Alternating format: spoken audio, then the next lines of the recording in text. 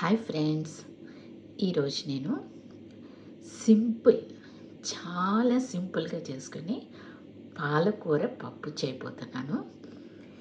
ఇది యాక్చువల్గా నేను మా అత్తగారి దగ్గర నుంచి నేర్చుకున్నాను.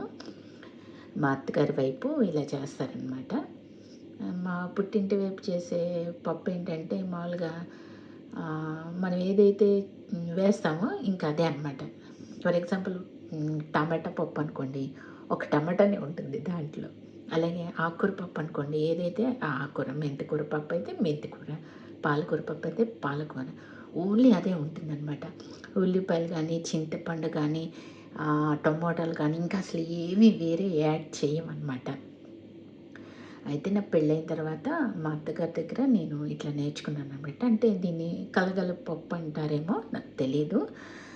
మా అత్తగారి స్టైలు పప్పు అనమాట. ఈరోజు పాలకూర పప్పు ఏంటంటే దానికి పాలకూర కట్ట ఒకటి తరిగి పెట్టుకున్నాను, ఒక మీడియం సైజు ఉల్లిపాయ, ఒక 4 పచ్చిమిరపకాయ చీలికలు, టమోటా వేయంలేండి ఈ పూట, అది చారుకి. పప్పు అయితే కడిగి పెట్టేసుకున్నాను.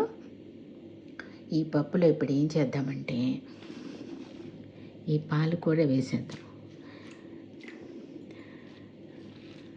ఫస్ట్ పాలకూర వేసేసి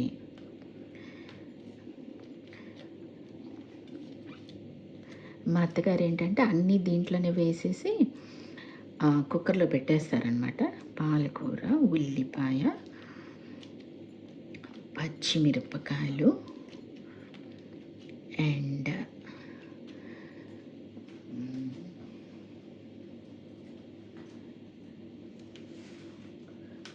కొంచెం ఇంగువ, తర్వాత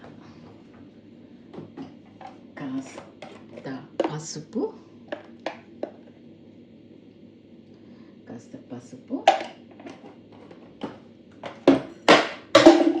వెరీ గుడ్,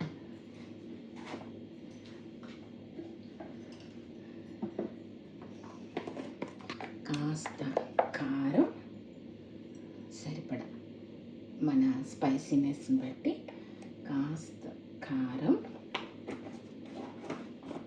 తర్వాత పసుపు కారం వేసాం కదా. తర్వాత ఏంటంటే ఈ వెల్లుల్లిపాయ ధనియాలు అనమాట. ఇంకోండి కాస్త ఊరికే 3 రెబ్బలు వెల్లుల్లిపాయలు, కాసిని ధనియాలు, ఒక పావు స్పూన్ కూడా ఉండవేమో, తక్కువే, కొంచెం జీలకర్ర. దీన్ని ఏం చేస్తామంటే దంచి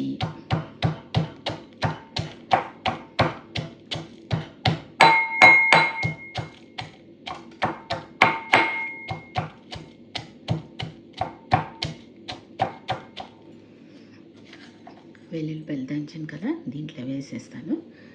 ధనియాలు,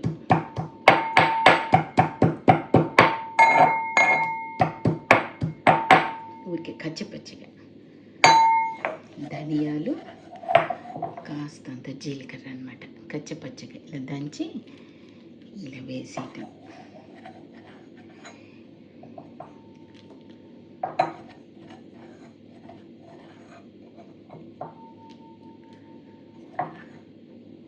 తర్వాత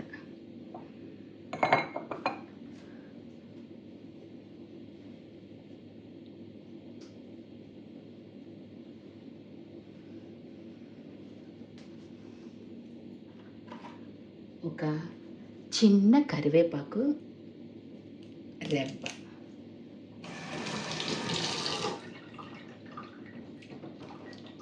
నలిపి ఇలా వేసేద్దాం.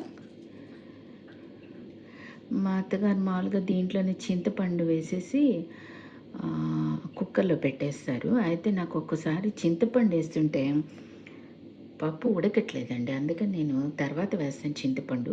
ఇక్కడి వరకు పప్పు కడిగేసి పాలకూర, ఉల్లిపాయ, 4 పచ్చిమిరపకాయ చీలికలు, కాస్తంత పసుపు, కారం, వెల్లుల్లిపాయ, ధనియాలు, జీలకర్ర కొంచెం కొంచెం, ఆమల దస్తాలో వేసి ఇట్లా నూరుకున్నది కచ్చిపచ్చిగా వేసేయాలి. వేసేసి కొంచెం కరివేపాకు ఇట్లా నలిపి వేసేసి, ఇప్పుడు మీకు ఉడుకుతుంది అనుకుంటే కానీ దీనికి సరిపడా మీకు ఎంత పులుపు కావాలో అంత చింతపండు వేసేసుకోండి. మర్చిపోయానండి, ఇంగు కూడా వేసాను కొంచెం. చింతపండు కూడా వేసేసుకొని డైరెక్ట్ కుక్కర్లో పెట్టుకొని చక్కగా ఉడికి ఇచ్చేసుకోండి. నేను కూడా దీన్ని ఇప్పుడు కుక్కర్లోనే పెడతాను. పెట్టేసిన తర్వాత ఇంకేం లేదండి, సింపుల్ తీసి తిరగమూత వేసుకోవటమే. చూసారా ఎంత సింపుల్గా అయిపోతుందో. సరే, ఇప్పుడు నేను దీన్ని ముందు కుక్కర్లో పెట్టేస్తాను, తర్వాత ఏంటనేది మళ్ళీ చూపిస్తాను. పప్పు కుక్కర్లోంచి తీసాను, చూద్దాం దీని పరిస్థితి ఏంటో. ఉడికిందా లేదా? పప్పు ఉడకపోతే భలే తలకాయ నింపండి. దాన్ని మళ్ళీ కుక్కర్లో పెట్టి దాన్ని మళ్ళీ విజిల్స్ రానిచ్చి ఆ చింతపండు వేస్తే అందుకే ఒక్కసారి ఉడకదని నేను వేయను. కొన్ని పప్పులు బాగానే ఉడికిపోతాయండి చింతపండు వేసిన, కొన్ని పప్పులు ఎందుకు నాకు ఉడకవు. మరి అది పప్పు తేడానో ఏమిటో మనకైతే తెలియదు. పప్పు అయితే ఉడికిపోయింది. ఇప్పుడు దీంట్లో తిరగమూత వేసుకుందాం. ఈ తిరగమూతలో నేను ఏమి వేస్తాను అనేది చెప్తాను, అంటే మా అత్తగారి స్టైల్లో.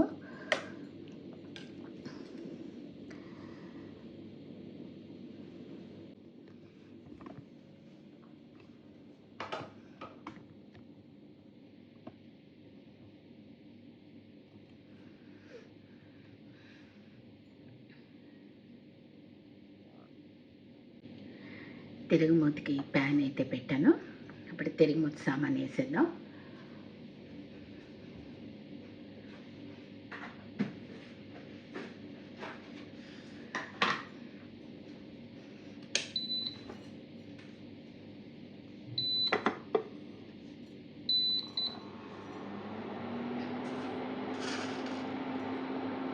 ఒక 4 గింజల మెంతులు, కాసిన్ని ఆవాలు, కాస్తంత మినప్పప్పు, ఇందాక జీలకర్ర కాస్త దాంట్లో నూరి వేసాం కదా, ధనియాలు జీలకర్ర, అయినా మళ్ళీ కొంచెం వేద్దాం. జీలకర్ర,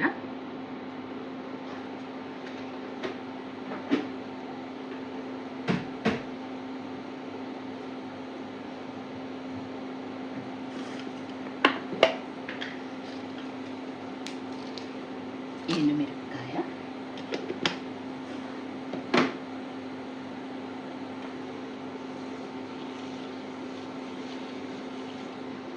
ఇది కొంచెం వేగాక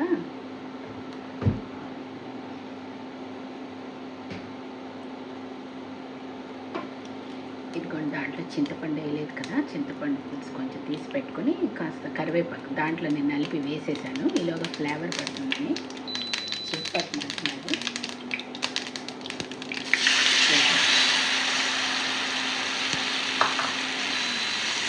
చింతపండు పులుసు వేసేసాను.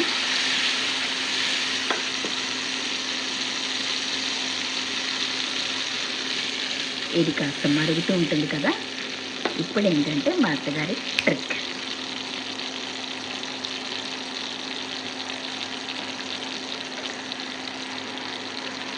దీంట్లో కొంచెం ఒక చెంచాడు పులుసు పొడి, సాంబార్ పొడి అయినా వేసుకోవచ్చు, పులుసు పొడి.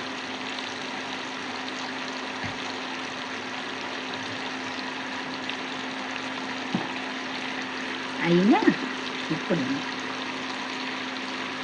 పప్పులో రుచికి సరిపడా ఉప్పు దీంట్లోనే వేసేద్దాం.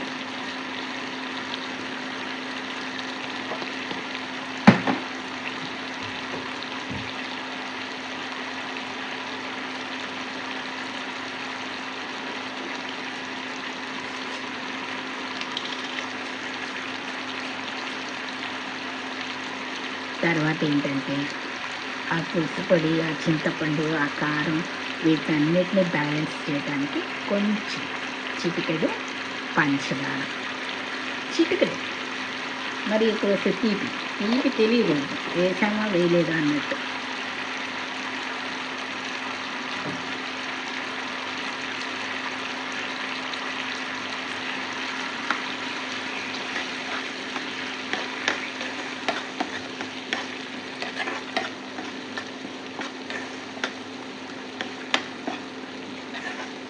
ఇంకొక రవ్వ మరిగిద్దాం, చింతపండు పచ్చి వాసన లేకుండా.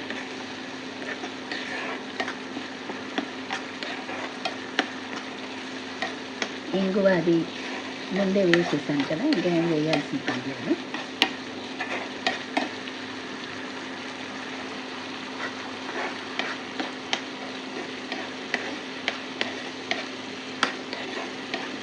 మా అత్తగారు అయితే ఏ పప్పైనా ఇలా కలగలుపులాగా చేస్తారండి. అదే మా ఇంట్లో చెప్పాను కదా, ఏదైతే అది అంటే దాని టేస్ట్ తెలుస్తూ ఉంటుంది. ఇప్పుడు టమాటా పప్పు అనుకోండి, టమాటా టేస్ట్, ఆకుకూర పప్పు అయితే ఆకుకూర టేస్ట్ తెలుస్తుంది. ఇప్పుడు ఇవన్నీ వేసేసాం అనుకోండి, ఏదేసినా ఒకటే టేస్ట్ లాగా ఉంటుంది. బట్ అత్తగారి స్టైల్ ఇదే కాబట్టి మనం ఫాలో అవ్వాల్సిందే, నో ఆప్షన్ లెఫ్ట్.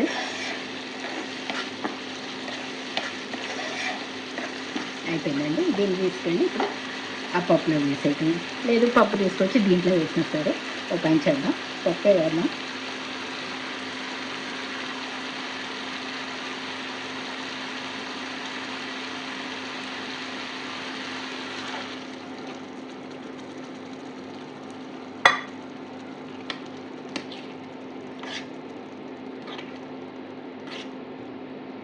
నేను పప్పు మామూలుగా ఎక్కువ ఇలా మ్యాష్ చేయనండి, మెత్తగా ఆ ఉడికిందే సరిపోతుంది. కావాలి మీకు జారుగా అనుకుంటే కానీ కాస్త నీళ్ళు పోసుకొని ఈ దశలోనే మరగబెట్టుకోండి, మామూలుగా చన్నీళ్ళు పోయకుండా.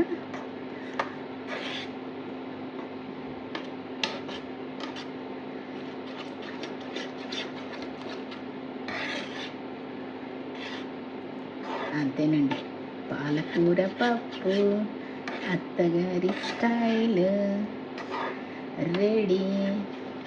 ఈరోజు మా వారికి పండుగ. నేను ఎంత ఇదిగా చేసినా కూడా అమ్మ చేసినట్లేదో నాయనమ్మ చేసినట్లేదో అంటూనే ఉంటారు. అమ్మ చేస్తేనేమో నాయనమ్మ చేసినట్లేదంటారు, నేను చేస్తేనేమో అమ్మ చేసినట్లేదంటారు.